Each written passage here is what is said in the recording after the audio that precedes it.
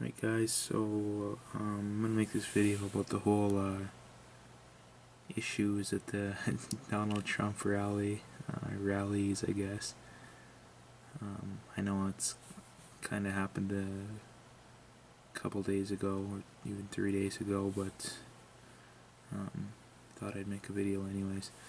I guess this video basically sums up my thoughts, and again, I think it's the truth. I don't know how many more examples we need to prove that there's a blatant bias against Trump. There's so many, it's too many to go over, but yeah, this is it's called The Truth About the Anti-Trump Chicago Riot by Paul Joseph Watson. Let's let her play. Crazed, violent Bernie Sanders supporters, Black Lives Matter extremists, and other leftist agitators crashed a Donald Trump rally in Chicago last night. Unhinged mobs assaulted people, attacked police, tore up signs, blocked ambulances, fired guns in the air, and threatened to rape women. Oh, but that's just their free speech, cried the media and Bernie Sanders supporters. Really? So if Donald Trump voters had crashed a Bernie Sanders event, assaulted his supporters, attacked police, tore up signs, blocked ambulances, fired guns in the air and threatened to rape women, you'd say that was just their free speech. Look at this Bernie supporter expressing his free speech.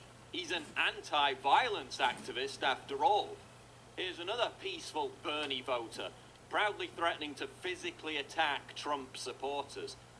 Here's a peaceful Bernie supporter flying a communist flag, a political system responsible for the deaths of hundreds of millions of people. So peaceful. Here are Black Lives Matter supporters wishing that someone had tried to assassinate Trump in Chicago. Look who showed up to voice his support for the anti-Trump crowd. Domestic terrorist Bill Ayers. And who did Megyn Kelly blame for all this? Donald Trump. Trump's own rhetoric at his rallies, and in particular, some of the violence we have seen at his rallies, some of the violent clashes with protesters, who often are African American, has fed into what we're seeing here tonight. Who did Rachel Maddow blame? Donald Trump. Before this rally started, when we saw what was happening in the streets outside this event, and we saw what Donald Trump had done to incite violence, and I'm saying that deliberately, to incite violence from his event earlier today in St. Louis. Who did Ted Cruz blame? Donald Trump. But in any campaign, responsibility starts at the top. Any candidate is responsible for the culture of the campaign. You create an environment that only encourages this sort of nasty discourse. Who did Marco Rubio blame? You guessed it, Donald Trump. There are real consequences to the words that someone speaks, whether it's as a presidential candidate or ultimately as a president. Donald Trump's rhetoric is to blame.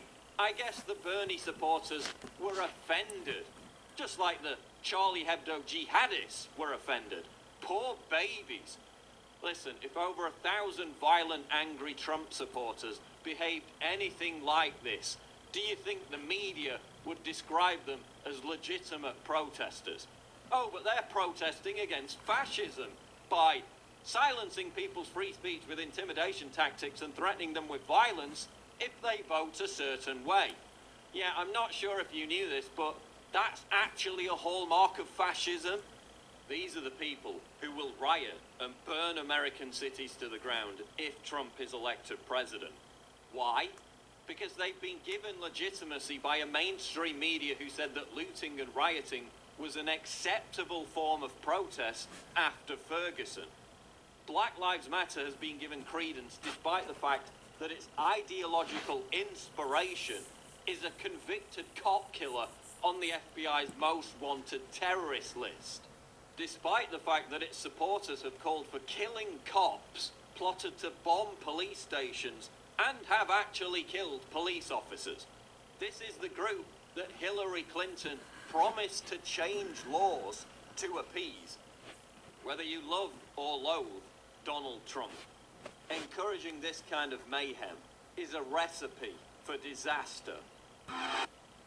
Right, that was, again, that was a video by Paul Joseph Watson. I'd definitely say go check it out. I'd also definitely say if you haven't subscribed to him, I'd definitely say do it. He's really good. Yeah, that pretty much just sums it up. I don't think I could have did it better if I tried. So, yeah, that's the video for today.